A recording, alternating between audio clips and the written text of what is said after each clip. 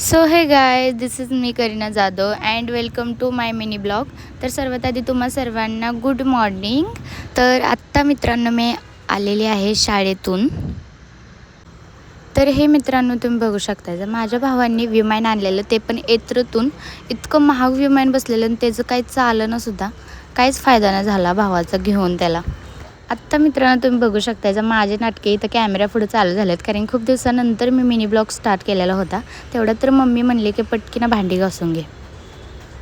तर चला तर मित्रांनो आता घासूया मग भांडी, काय विषय नाही म्हणलं.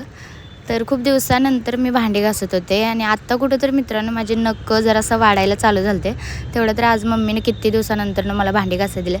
पण काय विषय नाही, मी भांडी घासायला स्टार्ट केले होते इथं. अजून मित्रांनो खूप सारं काम आहे. भांडी घासल्यानंतर पण तुम्ही आता पूर्ण ब्लॉग बघा. तर फायनली मित्रांनो भांडी घासून झालेलं आहे. इथं मम्मीची खुशी तर काय मम्मीला मावतच नव्हते, कारण की मम्मीचं सर्व काम आज मी केलं. फक्त मम्मीनं आज स्वयंपाक केला आणि मम्मीला मी विचारलं आज कसं महसूस होतं तुला. मम्मी म्हणली की खूप छान वाटत आहे. आणि मम्मीचं हसणं तर तुम्ही बघू शकताय, कारण की भांडीसुद्धा चक्क मी घासलेली आज, ते तर तुम्ही पाहिलंच. आणि इथं आता तुमच्या करूला लागलेले आहे जोरात भूक. चला तर आता बघूया मम्मीने काय स्वयंपाक केला आणि तुम्हीसुद्धा जेवायला या. आता चला मी जेवते.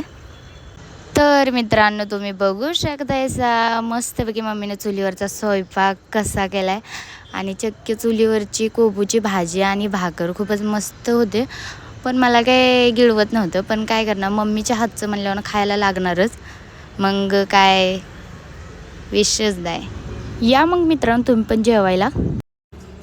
खरं सांगतोय मित्रांनो, पहिल्यांदा जेवणामध्ये ना आज कुठेतरी मला चुलीवरचं जेवण इतकं टेस्ट लागत होतं, काय माहीत नाही बरं का मित्रांनो. पण भाजी आज थोडी वेगळीच टेस्टची होती, पण ते पण मम्मीने केली ते पण काय का असं ना एक नंबर झालते बरं का. आता मी तुम्हाला ह्याची रेसिपी सांगितली असते, पण जाऊ द्या. आत्ता मी मित्रांनो करत आहे अभ्यास.